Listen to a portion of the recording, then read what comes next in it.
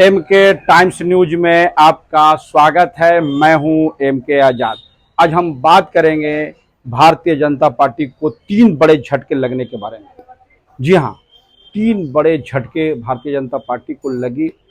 इसका असर भारतीय जनता पार्टी पर कितना पड़ा और विपक्ष लोग इस मामले पर कितना ज्यादा दिलचस्पी लेकर व्यंग कसते हुए नजर आ रहे हैं, इस सब बातों पर आज चर्चा करेंगे।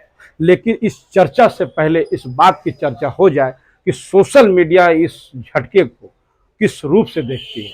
तो सोशल मीडिया की बात करते हैं तो सोशल मीडिया में यह बात आई कि जोर का झटका धीरे से लगा। यह बात जो है सोशल मीडिया पर तैरती हुई नजर आई। तो सवाल है कि ये जोर का झटका है क्या। इस बात के राजनीतिक गलियारों पे अलग अलग चर्चाएं हो रही हैं। तो सबसे पहले आपको तीन झटकों के बारे में बताएंगे। तीन झटका जो है भारतीय जनता पार्टी को अंदर तक हिला तो जरूर दिए। ये बात उनकी बातों से साफ पता चलता है, उनके कार्यक्रमों को देखकर, उनके क्रियाकलापों को देखकर साफ पता चलता है। पहली झटका इस सुप्रीम कोर्ट ने ईडी के डायरेक्टर पर की गई टिप्पणी को लेकर है और दूसरी बड़ी झटका जो है वो बंगाल में पंचायत चुनाव में भारतीय जनता पार्टी के लिए को जो धराशायी करने का जो रिजल्ट है वो उसके परेशानी का सबब है। और तीसरी बड़ी झटका जो है वो पहलवानों के मामले में ब्रजभूषण को कोर्ट के द्वारा तलब करने को लेकर है। जी हाँ, ये तीनों महत्वपूर्ण जो झटका जो है वो एक साथ भारतीय जनता पार्टी को झेलना पड़ रहा है।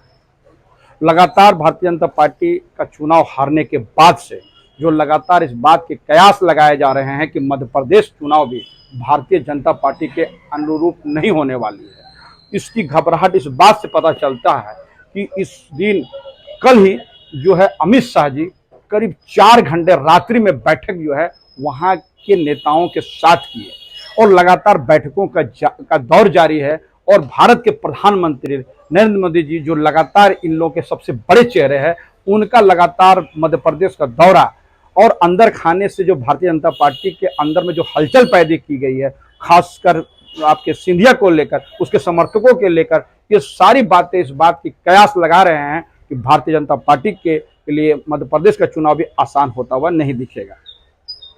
तो चलिए सबसे पहले मैं झटकों के बारे में बातचीत करता हूं जो भारतीय जनता पार्टी को लगा। तो सबसे पहले जो लगा वो लगा जो है ईडी के जो डायरेक्टर हैं संजय कुमार मिश्रा को लेकर। जी हाँ, उसके एक्सटेंशन को लेकर जो सुप्रीम कोर्ट ने जो तल्ख टिप्पणी की, उससे सरकार के नीति पर और नियति पर दोनों पर शक खड़ा करता है। तो सवाल यह है कि एक्सटेंशन की जरूरत लगातार क्यों पड़ते चली गई। क्या संजय कुमार मिश्रा में इतनी काबिलियत है कि उससे बेहतर कोई अधिकारी भारत सरकार को मिल नहीं रहा था।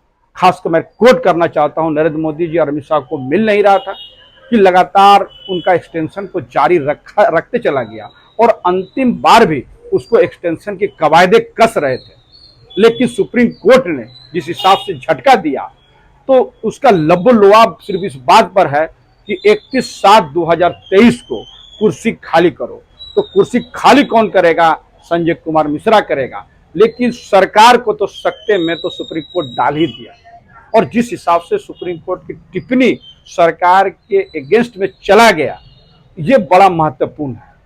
और ईडी को लेकर इसलिए भी सवाल खड़ा है क्योंकि ईडी की जो लगातार जो छापे पड़ रहे हैं वो सत्ता पक्ष के लोगों को छोड़कर पड़ रहे हैं और लगातार चाहे पश्चिम बंगाल हो, चाहे जहां पर सरकारी उनकी नहीं हो, तमिलनाडु में हो या झारखंड में हो या महाराष्ट्र में, ऐसे लोगों को टारगेट किया जा रहा है जो भारतीय जनता पार्टी नरेंद्र मोदी और अमित शाह के लिए परेशानी का सबब होता हुआ दिखता है। इसके लिए भी सवाल खड़ा है। ईडी को लेकर आज कोई नई बहस नहीं है। याद कीजिए कुछ दिन पहले विपक्षियों की एक बड़ी टीम राष्ट्रपति महोदय से मिलने गई थी और इसको लेकर कोर्ट में चैलेंज भी किया गया था। लेकिन उस वक्त में कोर्ट में इस तरह का राहत जो है कोर्ट को नहीं मिला। लेकिन एकाएक जो फैसले आए सुप्रीम कोर्ट को वो सरकार को असहज करने के लिए काफी है।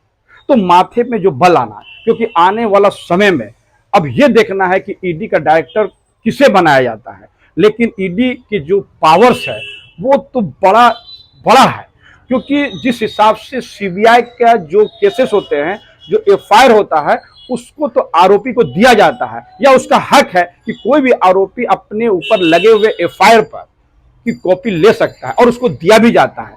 लेकिन ईडी में जो एफआईआर होता है वो एफआईआर नहीं होता है, उसकी एक आवेदन होता है जिसको कॉपी जो है ना आरोपी को भी नहीं मिलता है, वो उनका डॉक्यूमेंट्स होता है। तो सिर्फ और सिर्फ ईडी अरेस्ट करने के साथ आरोपी को सिर्फ ये बताता है कि मैं आपको इस मामले पे मौखिक रूप से बताता है कि मैं इस मामले में आपको गिरफ्तार किया।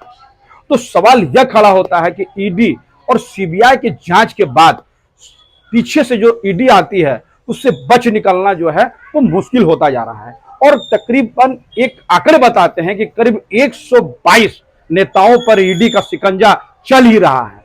तो क्या ये नए डायरेक्टर आने के बाद उस पर कमी आ जाएगी, इसको लेकर भी राजनीतिक गलियारों पे चर्चा गर्म है।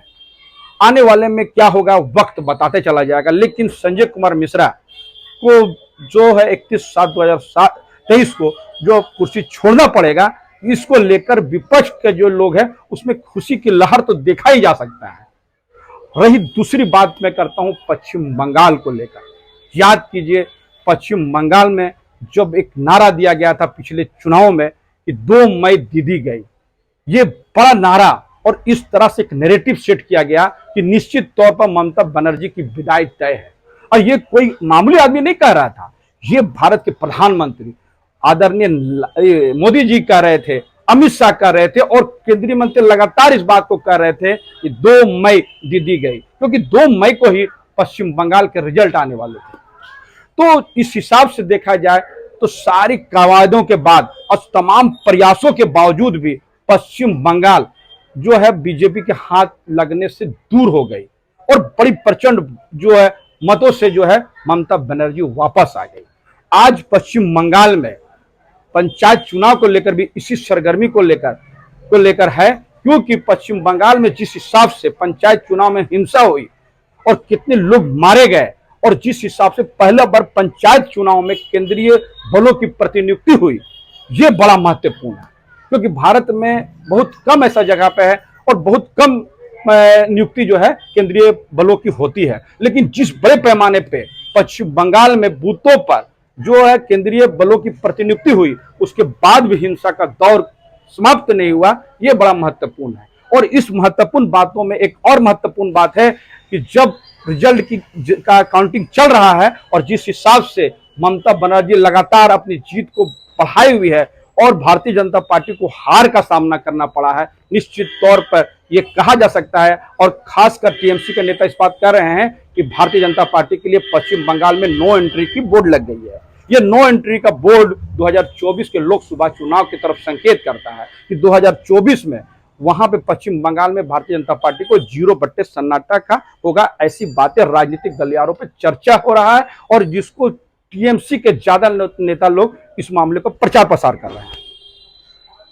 तो पश्चिम बंगाल का जो पंचायत चुनाव है, निकाय का जो चुनाव हुआ है, इससे साबित होता है कि ममता बनर्जी का जादू पश्चिम बंगाल में वो जो है सर चढ़ कर बोल रहा है।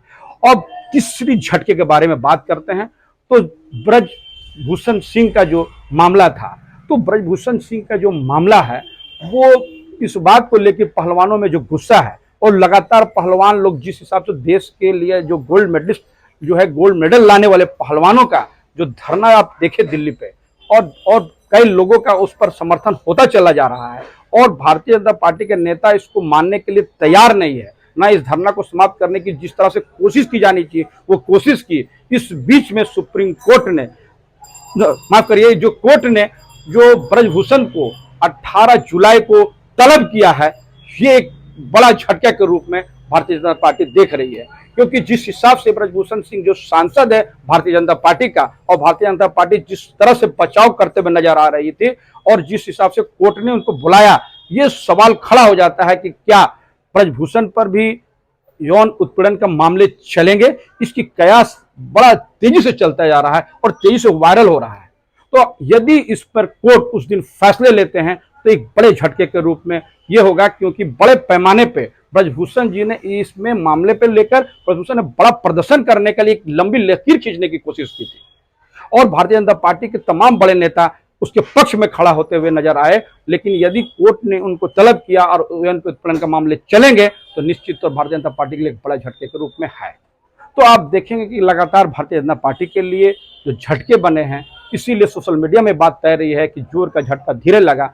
पता नहीं कि धीरे का झटका जोर से लगा या जोर का झटका धीरे से लगा, ये तो आने वाला वक्त पता चलेगा। लेकिन एक बात निश्चित तौर पर पता चलते चला जा रहा है कि भारतीय जनता पार्टी के अनुरूप अभी जो फैसले हो रहे हैं वो उनके अनुरूप तो बिल्कुल नहीं हो रहे हैं, चाहे वो चुनाव का हो या कोर्ट का हो।